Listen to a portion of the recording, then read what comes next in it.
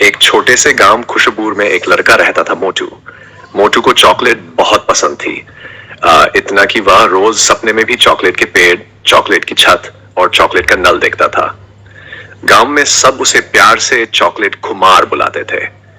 एक दिन जब वो अपने खेत में खेल रहा था, उसे मिट्टी में कुछ अजीब सी चमकती चीज मिली। वह एक चॉकलेट जैसी दिखने वाली चाबी थी। उस पर लिखा था, जिसके पास मिठास है वही खोल सकता है जादुई चॉकलेट का घर। मोटू को तो लगा मानो उसके सारे सपने पूरे होने वाले हैं। चाबी का रहस्य। मोटू ने चाबी को अपने पिटारे में रख लिया और दादी को दिखाया। दादी मुस्कुराई और बोली, ये चाबी कहानियों में सुनी है मैंने। कहा जाता है कि बहुत दूर एक छिपा हुआ चॉकलेट घर है जो केवल सच्चे और दयालु दिल वाले को दिखता है। मोटू ने ठान लिया, मैं खोज कर रहूंगा जादुई चॉकलेट का घर। सफर की शुरुआत मोटू चल पड़ा अपने झोले में रखकर टॉफी, बिस्किट और थोड़ा पानी। रास्ते में उसे 3 रहस्यमयी जगहों से गुजरना था। बबलगम घाटी, यहाँ के पेड़ बबलगम के बने थे और हवा में मीठी खुशबू थी, लेकिन जो भी इन पेड़ों को छूता उसके पैर चिपक जाते। मोटू ने देखा कि एक नन्हा खरगोश बुरी तरह फंसा हुआ है। लोग उसे छोड़कर आगे बढ़ जाते थे, लेकिन मोटू ने अपनी बिस्किट से उसका ध्यान हटाया और सावधानी से उसे छुड़ाया। तभी एक आवाज आई, तुमने दया दिखाई, अब तुम्हें अगला रास्ता मिलेगा। झरने वाली टॉफी नदी यहाँ पानी नहीं था, बल्कि बहती थी मीठी मीठी टॉफी की धार। लेकिन पुल टूट चुका था।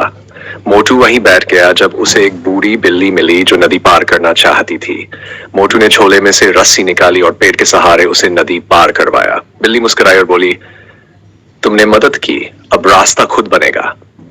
और सच में टॉफियों ने आपस में जुड़कर पुल बना दिया। कड़वे कोकोआ का जंगल, ये जंगल अंधेरा और भयानक था। यहाँ के पत्ते भी थे, लेकिन मोटू ने हार नहीं मानी। उसे याद था, जिसके पास मिठास है वही रास्ता पाएगा। उसने जेब से निकाली अपनी टॉफी और धीरे धीरे खाने लगा। हर बार जब वह मुस्कुराता, एक चॉकलेट पेड़ में फूल गते और देखते देखते जंगल में रोशनी फैल गई। जादुई घर का दीदार जैसे ही जंगल खत्म हुआ, मोटू को सामने दिखा एक चमचमाता हुआ चॉकलेट का घर।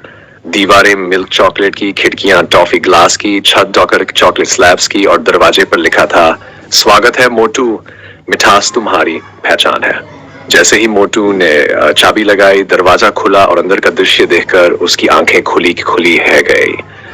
अंदर थे आइसक्रीम के सोफे, कैंडी से बनी पगडंडी और एक छोटी सी रसोई जहां जो सोचो वो मिठाई बन जाए। एक आवाज आई, ये घर केवल खाने के लिए नहीं है, बल्कि बांटने के लिए है।